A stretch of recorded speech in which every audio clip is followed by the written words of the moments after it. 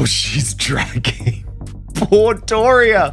Poor reluctant Doria. When you have been lied about for a series of years, how hurtful that is. No, I choose people who don't want to be written about on the whole, whose lives are shrouded in mystery, and they want to hide their secrets. And I just love digging away to find out what they don't want to say. What are Archie and Lilibet really like? It's such an innocent question, but when Doria Ragland, Meghan Markle's own mother, quietly asked that, the whole room went cold. You could feel the air shift, because how could a grandmother, their grandmother, not even know her own grandkids? No birthdays, no bedtime stories, no hugs, nothing. If she hadn't seen them, then who had? That single whisper from Doria was the moment the fairy tale cracked. The glossy royal rebel dream Meghan sold to the world suddenly didn't look so golden anymore. And as it turns out, what Doria hinted at behind closed doors, another woman later confirmed, loudly. This wasn't just talk, it was revelation. And it came from inside the house. A woman who lived there, a woman who saw everything. And what she revealed turned royal whispers into worldwide shockwaves.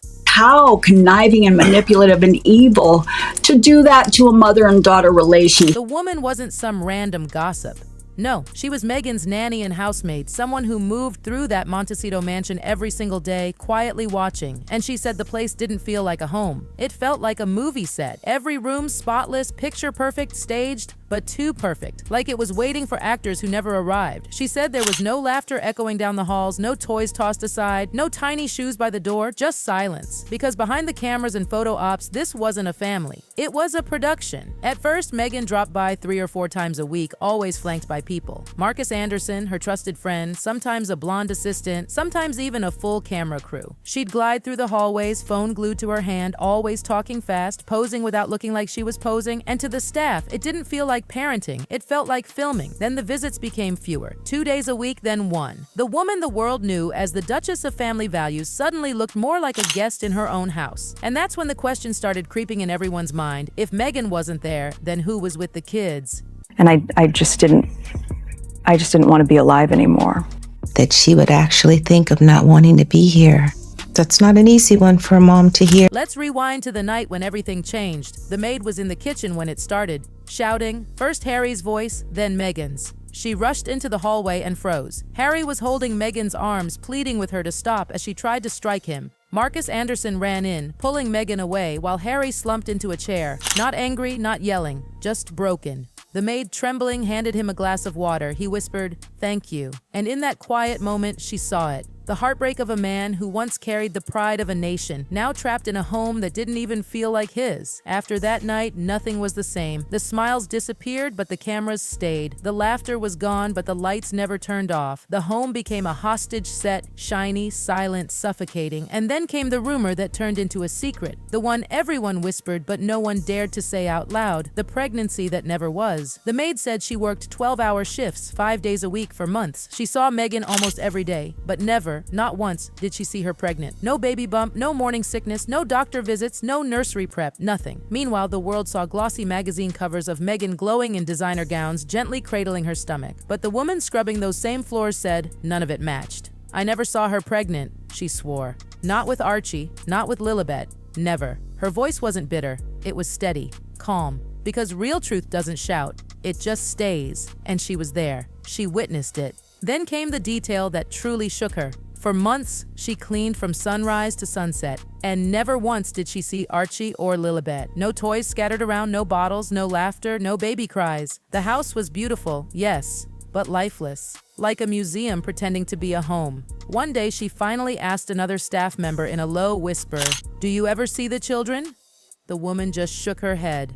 Never. That one word, never, echoed in her head for weeks. Because silence in that house wasn't peace.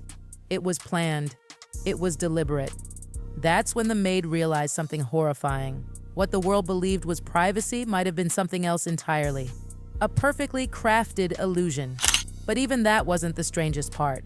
Meghan views those two children as commercial assets, which is gross and awful. When her anonymous testimony leaked online, the internet exploded. Reddit went wild with threads labeled #TheInvisibleHeirs. TikTokers slowed down every single clip of Meghan with the kids, analyzing shadows and reflections like detectives. One viral post claimed the footage was green screened. Twitter was merciless. Why are there no candid photos after 2021? Even Doria hasn't seen them. That's not privacy, that's panic. And then came the memes, brutal ones. A baby carriage rolling down a red carpet with the caption, "Royal props," available in 2 sizes. Would you believe her if you heard that clip yourself? So Meghan is trying to make money by any means necessary, using her children now. It is so pathetic that you gotta slop on a t-shirt on your son to bring him money to help pay your bills. When Netflix dropped Harry and Meghan, the world expected sunshine, chickens, and happy kids running around a garden, the picture of domestic bliss. But to the maid watching from home, something was off. The rooms didn't match. The garden didn't match. Even the light through the windows looked different. She had cleaned that mansion for months. She knew every inch of it. What she saw on screen, it wasn't the same house. So where had it been filmed? A rented location? A studio set? And if those family scenes weren't real, then what else wasn't? Inside Montecito, new rules appeared overnight. Phones were suddenly banned, bags were checked, guards started deleting photos. It wasn't about protecting privacy anymore. It was about protecting the illusion. Because when reality threatens your brand, you stop living it, you start scripting it.